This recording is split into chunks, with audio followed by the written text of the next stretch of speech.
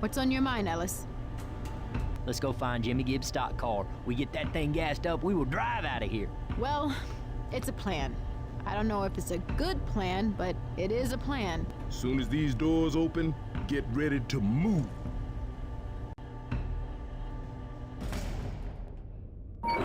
There she is! We're ready!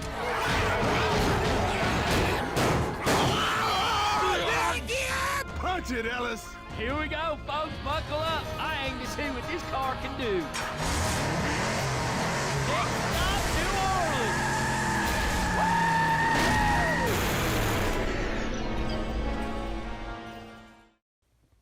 Hi guys, this is Bill from Spencer1984.com, and it's the spooky season again, so time for my annual Halloween build. And this year, it's going to be the Jimmy Gibbs Jr. car from Left 4 Dead 2. And since I'm running a little bit late this year with Toy Fair last week, I'm going to be using this, the Snap Together 69 Charger from MPC. Now, I already did a full review of this kit when it was first released as the General E. I'm going to include that right here if you want to check that out. But for right now, I'm just going to take a quick look at what's new in this particular kit. So, on the chrome sprue, we got a new set of wheels. Pretty nice 5 spokes there. And we've got the Coke bottle tinted glass here. I think I'll actually use it in this build. On a previous General Lee, the green General Lee that I did a little while back, I replaced this all with clear, but I think the green-blue will work on this one. First we have the very elaborate Coca-Cola graphic sheet here. Actually pretty sharp if you wanted to use any of these. And it does include some gauges and some badges for stock build of it. I'll be using some of those. Got the body in red, the rest of it molded in black and white.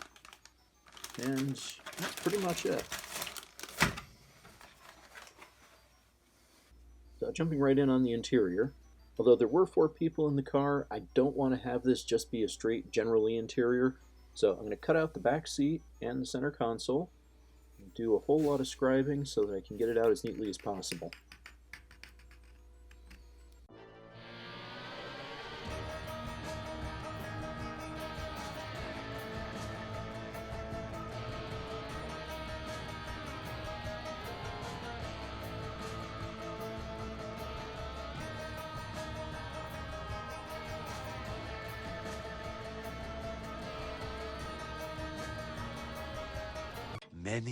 Many minutes later.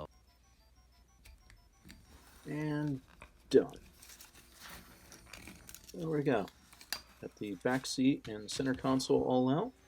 And now I'm going to replace it with some plain styrene so it looks just like metal sheeting that's been installed in its stead. I am going to leave both front seats in it because I'm going to make this as if it's a ride-along car like you see with some retired stockers where they put a second seat back in it so a passenger can ride along on a race course. I figure that's a good compromise between a full stock car with 1 seat and the 4 people that need to squeeze in it. So I've got my fairly thick sheet here. I want it to be enough to support itself.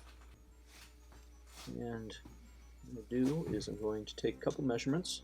First across the top here. That looks like it's about, I'll call it 55 millimeter.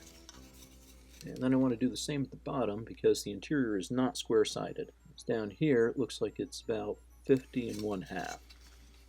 And I'm going to go with a straight diagonal. And it looks like 40 ought to work for that. So I'm going to translate these measurements to the sheet styrene. And I'll draw that out as a trapezoid on the sheet so that I can take it and have my filler panel. So take a look at how this fits. And yeah, that's pretty good. Just tuck it in like that. We'll add some glue across the top and bottom, and that should hold it just fine. Then I'll take some tubing to make the drive shaft tunnel and some thinner stock to make the transmission hump. And we have ourselves a stock car interior. I had to do a little bit of filler on the transmission hump and then sand where the diagonal meets the back dash, but otherwise was not really as difficult as I was fearing. You can see I also made little triangular fillets on the side panels there where the rear seat was just barely visible. And for that, all I did was I took the sides where they were behind the diagonals, cut them, rotate them 180 degrees, and they fit right in. So I'll put some paint on this, and it's looking pretty good. The panels look adequately like painted sheet metal. I don't really have any ugly spots that I need to clean up, and since it's black, any of the places that I did miss will kind of disappear. I also got the seats painted with some semi-gloss black, and those are ready to pop in. Just line those up, and they drop right in. So credit to Round 2, the tooling on this actually is pretty good. Got the seats in, and might as well put the dash in too. I've got this painted semi-gloss black as well, and silver bits are done with some Tester's metallic silver. It's not completely finished, I don't have the gauge faces in it, but it's close enough, and this is one of the few parts that we actually can do a test fit with. So let's pop this in, see what it looks like.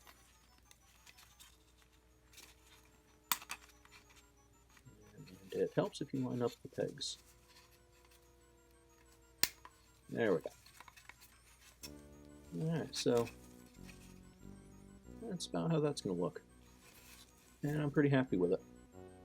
I just need to add those gauge faces, do a little bit of painting on the finished assembly like the door handles and the seatbelt hardware, put the roll bar in, and that'll be all done.